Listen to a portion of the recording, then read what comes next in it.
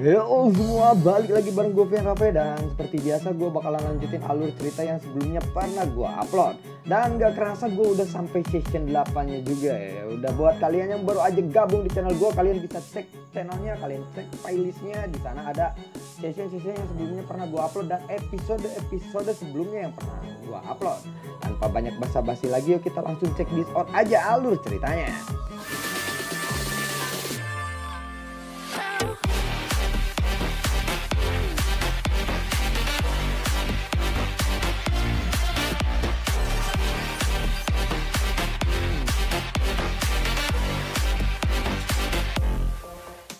Di episode sebelumnya, Xiaoyan yang telah berhasil menuju puing-puing kuno, langit tiba-tiba meletus pada saat ini. Buar! Ekspresi Xiaoyan berubah ketika ruangan di sekitarnya pecah. Dia meraih Jian di sampingnya dan dia lalu mundur ke belakang. Dokter peri kecil dan yang lainnya juga beraksi dengan cepat mengikuti Xiaoyan. Selama kelompok Xiaoyan bergegas kembali, fragmen segel spasial yang terbentuk dari ledakan itu tiba-tiba berhenti. Kekuatan spasial yang liar menyapu ke segala arah seperti badai. Ledakan spasial ini sebenarnya masih ada yang meredamnya, ucap dari dokter peri kecil. Mendengar itu, Xiaoyan lalu berkata, "Sebaiknya ayo kita masuk," ucap dari Xiaoyan. Kelompok Xiaoyan akhirnya tiba di sebuah aula besar setelah memasuki lubang spasial ini. Mereka yang bisa tiba di tempat ini adalah semua orang dari faksi besar atau yang memiliki kemampuan hebat saja. Saat Xiaoyan sedang menunggu dengan tenang, dia tiba-tiba melihat seseorang yang dia kenal. "Feng Qing'er," ucap dari Xiaoyan. Tidak disangka dia bisa bertemu di tempat ini. Saat ini cukup banyak orang yang berkerumun di samping Feng Qing'er. Orang-orang dari Pavilion Petir Angin juga ada di antara mereka. Di sini ada beberapa orang dari Pavilion Petir Angin, suku Phoenix Iblis Surga, Lembah Sungai Es, dan Sekte Suan, ucap dari Xiaoyan. "Ternyata aku telah menciptakan begitu banyak musuh kali ini," ucap Xiaoyan pada dokter peri kecil. "Hei Xiaoyan, kamu benar-benar ada di sini ya," ucap dari Tang Zhen. "Kepala Lembah Tang," ucap dari Xiaoyan. "Xiaoyan, sudah lama kita tidak bertemu. Kamu sepertinya baik-baik saja ya seperti biasanya," ucap dari Tang Zhen. "Anda sepertinya menjadi lebih kuat sekarang ya," ucap dari Xiaoyan kepada Tang Zhen. "Dalam waktu 2 tahun yang singkat, kamu tidak hanya menjadi juara pertemuan Field Gathering, tetapi bahkan juga telah maju ke kelas Dozon. Wow, kecepatan ini membuatku merasa malu," ucap dari Tang Zhen. Xiaoyan mendengar itu, dia hanya tersenyum. "Apakah kepala Lembah Tang juga datang karena peninggalan kuno kali ini?" tanya dari Xiaoyan. Tang Zhen lalu menjawab, "Ya, tentu saja. Xiaoyan, situasimu saat ini tampaknya tidak cukup baik ya," ucap dari Tang Zhen. "Ya, keberuntunganku sedikit buruk kali ini," ucap dari Xiaoyan. "Jika kamu perlu bantuan, kamu bisa berbicara kepadaku. Aku masih berhutang budi kepadamu," ucap dari Tang Zhen. "Jika aku sampai terdesak, aku pasti akan datang dan menerima bantuan dari Anda," ucap dari Xiaoyan. Xiaoyan lalu tersenyum. Dia lalu mengangkat kepalanya dan melihat sekelilingnya. Saat ini aula besar yang telah ditempati oleh lautan manusia tiba-tiba meledak. Buar! Aula besar itu menimbulkan suara gemuruh yang keras. Lalu semua orang melihat pintu batu merah terang tiba-tiba terbuka secara perlahan. Sebuah terowongan hitam gelap lalu muncul. Pintu aula saat ini telah dibuka. Banyak sosok langsung menyerbu ke dalam terowongan itu. Tetapi kelompok Xiaoyan tidak begitu saja langsung bergerak. Setelah Xiaoyan melihat cukup banyak orang yang telah masuk ke dalam terowongan itu, terowongan hitam gelap itu tiba-tiba berubah menjadi merah terang. Tanah yang keras perlahan terbelah. Setelah itu, lahar panas mendidih berwarna merah terang menyerbu keluar dari dalam tanah. Pada saat yang sama, dinding terowongan yang luas itu juga tiba-tiba memuntahkan banyak pilar api biru iblis. Siapapun yang menyentuh api biru ini akan berubah menjadi tumpukan abu. "Xiaoyan, kamu memiliki api surgawi. Kemungkinan jalur api ini tidak akan dapat menghentikan kelompokmu. Ayo kita bergerak," ucap dari Tang Zhen yang melihat kejadian itu. Xiaoyan lalu mengeluarkan api 3000 teratai berwarna ungu dari tubuhnya dan membungkus semua anggota kelompoknya dengan api tersebut. Tang Zhen di sampingnya tiba-tiba berubah ekspresi ketika melihat api 3000 teratai ini muncul. Api surgawi, kamu benar-benar berbeda dari yang dulu saat ini, ucap dari Tang Zhen. Kepala lembah Tang, aku akan masuk duluan kalau begitu, ucap dari Xiaoyan. Orang ini dia benar-benar mengejutkan, gumam dari Tang Zhen. Setelah Xiaoyan memasuki jalur api, suhu di sekitarnya jelas telah dinaikkan puluhan kali lipat. Lava panas di bawah terus menyembur keluar seperti mata air. Namun jalur api ini yang mungkin cukup merepotkan bagi orang lain tidak menyulitkan sedikit pun bagi Xiaoyan. Dengan bantuan api surgawi, kelompok Xiaoyan berjalan cukup cepat. Dalam beberapa menit mereka langsung melewati beberapa ahli yang masuk lebih awal dari mereka. Jalur api ini sangat panjang. Sepertinya beberapa orang akan sial kali ini, ucap dari dokter peri kecil. Mendengar itu Xiaoyan pun tersenyum dan mengangguk. Hei, bukankah itu kelompok lembah sungai es di depan kita, ucap dari Tian Honzunze. Xiaoyan samar-samar melihat beberapa sosok manusia di dalam kabut.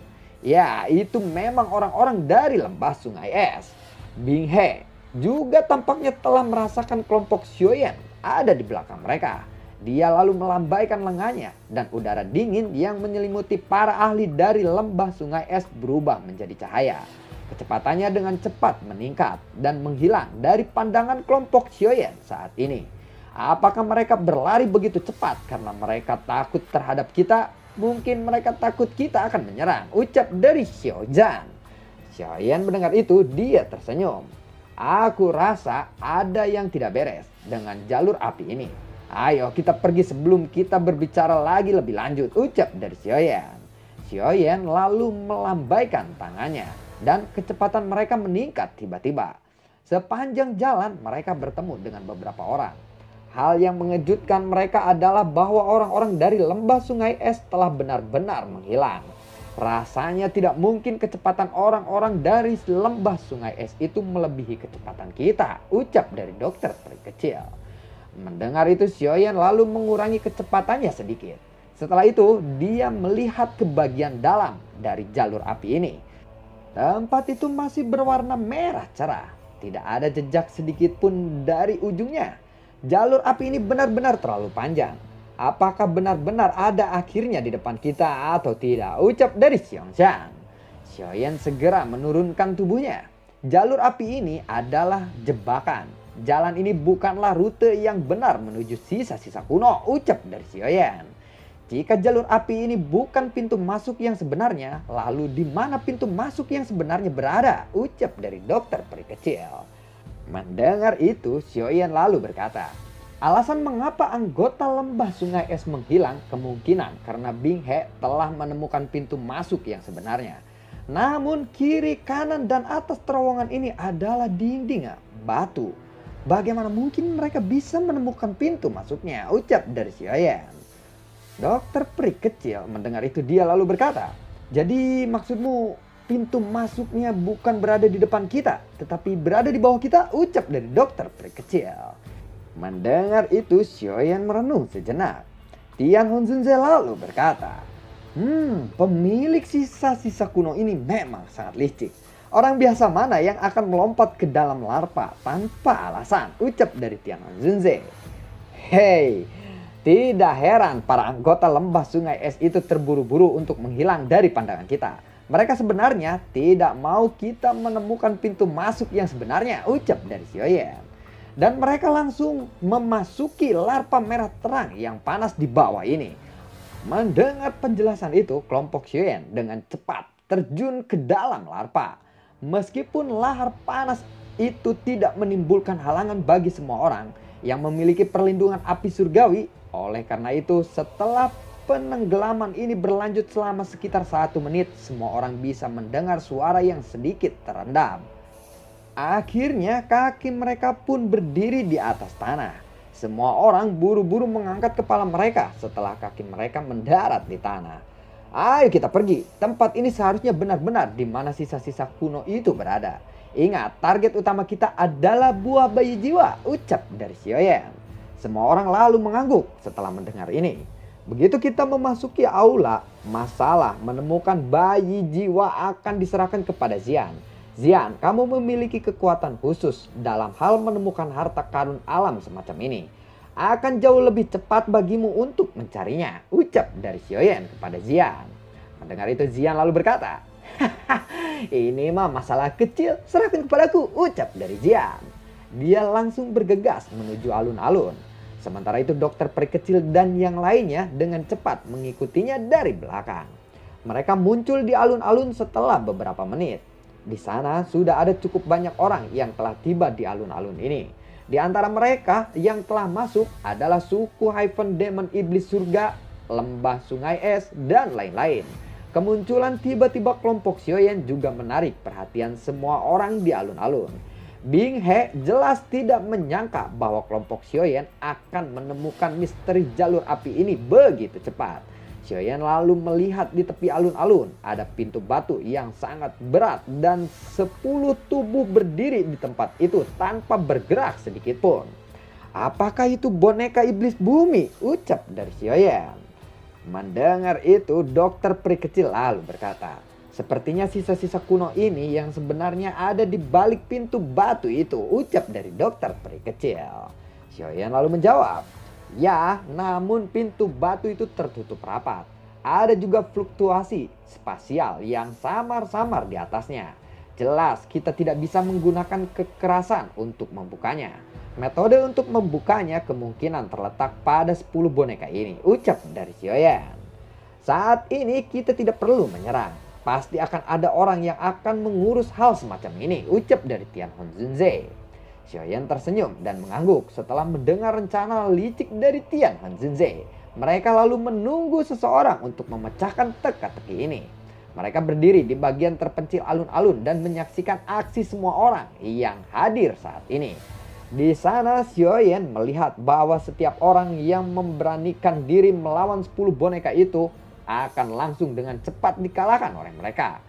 Berulang kali terjadi seperti itu sampai akhirnya tidak ada lagi yang berani untuk maju. Namun Xiaoyan sudah mempelajari sesuatu ketika dia memperhatikan. Karena tidak ada yang akan menyerang, izinkan aku untuk melakukannya, ucap dari Xiaoyan. Semua orang terkejut saat melihat Xiaoyan yang tiba-tiba melangkah maju. Kekuatan spiritual yang berada di antara alisnya melonjak ke segala arah. Setelah itu bergegas menuju 10 boneka itu. Saat ini Xiaoyan perlahan menciptakan boneka setan bumi dan jelas menyadari kelemahan dari boneka semacam ini. Xiaoyan tidak mau menghancurkan mereka. Apa yang dia inginkan adalah kontrol. Mengontrol yang mirip dengan yang dia miliki atas boneka iblis langitnya. Dengan mudah Xiaoyan pun berhasil mengontrol 10 boneka itu dengan kekuatan spiritualnya. Dia perlahan membuka matanya dan memberi isyarat dengan tangannya. Lalu ke-10 boneka itu langsung masuk ke dalam cincin penyimpanan Xiaoyan saat ini. Proses menaklukkan boneka iblis bumi jauh lebih mulus dari yang dibayangkan oleh Xiaoyan. Ini karena dia tidak menemukan jejak-jejak spiritual di dalam boneka setan bumi kali ini. Semua orang di alun-alun menatap Xiaoyan dengan iri. Segera setelah Xiaoyan menyimpan 10 boneka itu ke dalam cincin penyimpanannya, pintu batu yang tertutup rapat mengeluarkan suara seperti ingin terbuka. Tidak lama kemudian pintu utama terbuka sepenuhnya. Semua orang di alun-alun saling memandang. Namun tidak ada yang memimpin untuk masuk kali ini. Xiaoyan melihat itu dia lalu berkata, ayo kita pergi, ucap dari Xiaoyan. Dokter peri kecil dan yang lainnya dengan cepat mengikutinya dari belakang. Kelompok Xiaoyan dengan cepat menyerbu masuk. Dalam sekejap mata mereka sudah memasuki pintu batu itu. Setelah itu kecepatan mereka lalu berkurang. Mata mereka tercengang ketika mereka menyaksikan pemandangan yang muncul di depan mereka. Di sana ada aula yang sangat besar. Pada saat ini sudah ada beberapa faksi dan ahli yang menyerbu untuk masuk. Mereka mulai berpisah dan bergegas menuju jalur yang dituju oleh Xiaoyan. Xian, bisakah kamu merasakan sesuatu? Ucap dari Xiaoyan. Aku bisa mencium beberapa aroma bahan obat, namun itu sangat samar-samar, ucap dari Zian. Kalau begitu, kamu harus antar kita ke sana, ucap dari Xiaoyan. Mendengar itu, Jian lalu berkata, baiklah kalau begitu. Jian lalu mengangguk. Mereka lalu bergegas menuju jalan di sebelah kiri aula besar. Xiaoyan dan yang lainnya buru-buru mengikuti Jian. Setelah mereka terbang sekitar 15 menit dari koridor, Jian lalu berhenti. Di sana ada pintu batu yang sangat kuno. Tempat ini memiliki aroma bahan obat yang paling padat. Kemungkinan disinilah bahan-bahan obat itu disimpan, ucap dari Jian. Xiaoyan perlahan melangkah maju dan dengan hati-hati memeriksa tempat itu. Dan setelah menemukan bahwa tidak ada jebakan di sana, dia menggunakan kekuatannya untuk mendorong pintu batu itu agar bisa terbuka.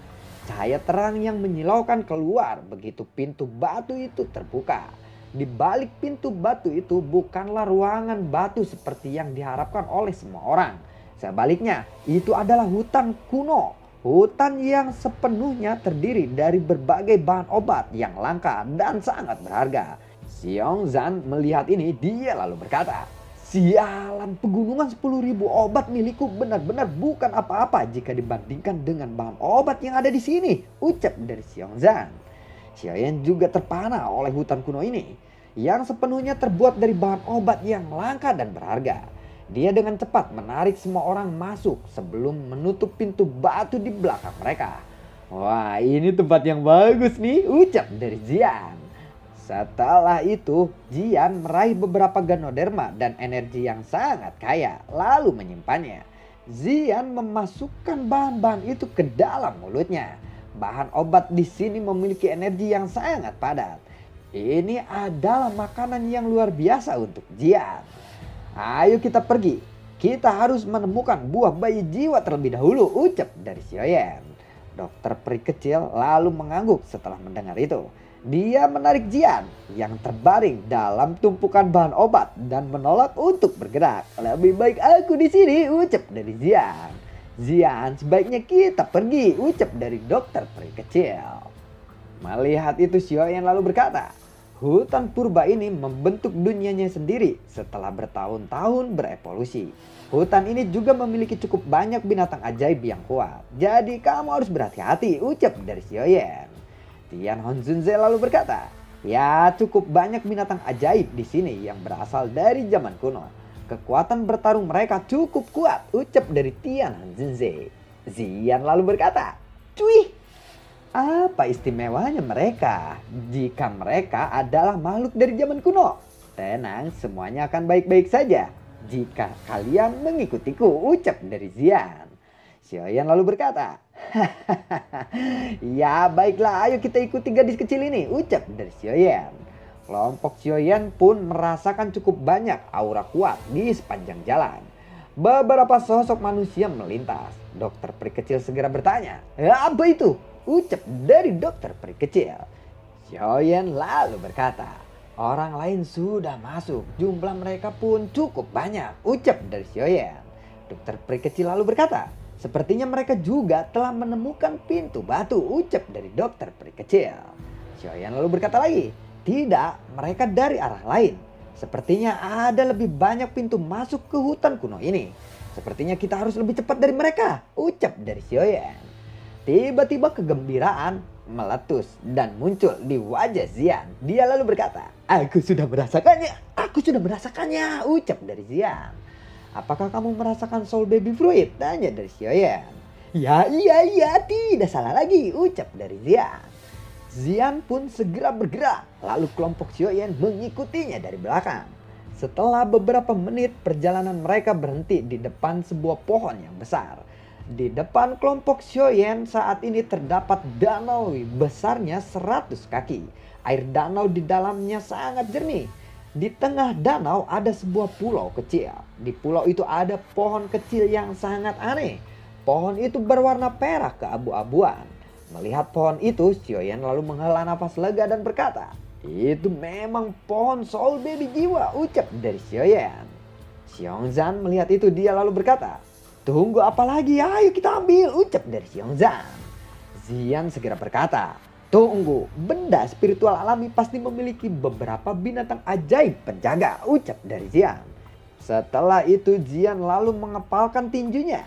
Tinjunya diarahkan ke tanah. Tiap buah, lubang yang sangat besar terbentuk dari tinju Zian. Permukaan danau yang tenang tiba-tiba membentuk gelombang yang mengerikan. Bayangan besar muncul dari dalam danau. Sebuah sosok besar pun muncul dari sana. Melihat itu, Zian lalu berkata, "Itu adalah semi naga yang mencapai surga," ucap dari Zian. Makhluk besar itu memiliki tubuh ular. Tubuhnya yang panjang ditutupi dengan sisik hijau. Makhluk itu memiliki tanduk panjang yang terdapat beberapa simbol misterius dan ada cahaya berwarna biru berkedip di atasnya. Xiaoyan lalu berkata, "Tidak diduga, kita masih bisa melihat semi naga mencapai surga di sini," ucap dari Xiaoyan. Mendengar itu Zian lalu berkata, "Hei, serahkan kepadaku," ucap dari Zian.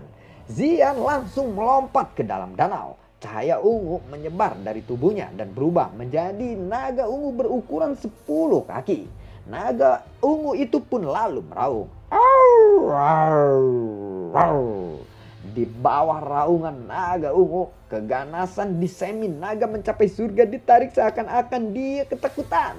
Zian lalu menepuk kepala semi naga mencapai surga sebelum menunjuk ke arah pohon Soul Baby Demon di tengah danau.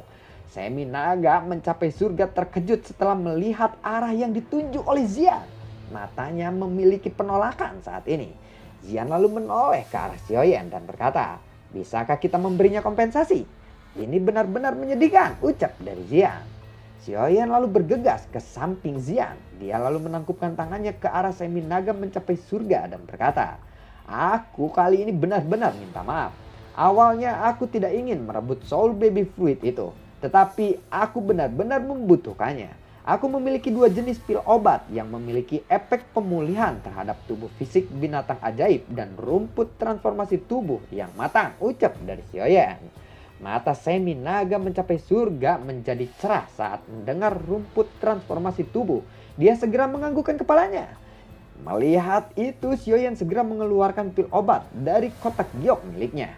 Semi naga mencapai surga itu segera menghisap pil obat itu ke dalam mulutnya sebelum akhirnya kembali ke dalam danau. Kelompok Xiaoyan pun segera pergi ke pulau di tengah danau itu. Xiaoyan berdiri di samping pohon Soul Baby Fruit. Setelah ada 2 buah emas seukuran kepalan tangan di sana, dokter peri kecil lalu berkata, "Cepat ambil benda itu," ucap dari dokter peri kecil. Xiaoyan lalu mengangguk. Xiaoyan memotong cabang pohon Soul Baby Fruit ini dan membentuknya menjadi kotak kayu. Soul Baby Fruit ini tidak akan dapat disimpan sembarangan. Kalau tidak, Soul Baby Fruit ini akan menguap. Satu-satunya yang bisa menyimpannya adalah cabang pohon dari Soul Baby Fruit ini. Setelah kotak itu berhasil dibuat, Xiaoyan segera memetik Soul Baby Fruit dan dengan hati-hati memasukkannya ke dalam kotak kayu yang telah dia buat. Setelah itu, dia lalu menyimpannya ke dalam cincin penyimpanannya. Xiaoyan lalu berkata, "Akhirnya kita mendapatkan Soul Baby Fruit.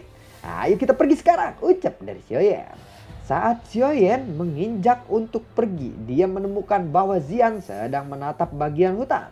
Xiaoyan segera bertanya, "Ada apa, Zian?" tanya dari Xiaoyan. Zian lalu berkata, "Ada yang memanggilku," ucap dari Zian.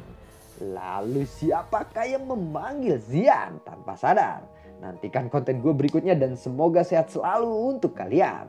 Dan terima kasih banyak buat kalian yang sudah mendukung channel ini dari awal hingga akhir. Dan gue selalu ucapin terima kasih banyak buat kalian yang sudah mendonasikan sedikit rezekinya lewat link Saweria di bawah kolom deskripsi. Dan buat kalian yang suka akan alur BTTH yang gue bawain ini, kalian bisa like, share, dan bagi-bagikan ke teman kalian. Dan semoga sehat selalu untuk kalian. Assalamualaikum dan dadah.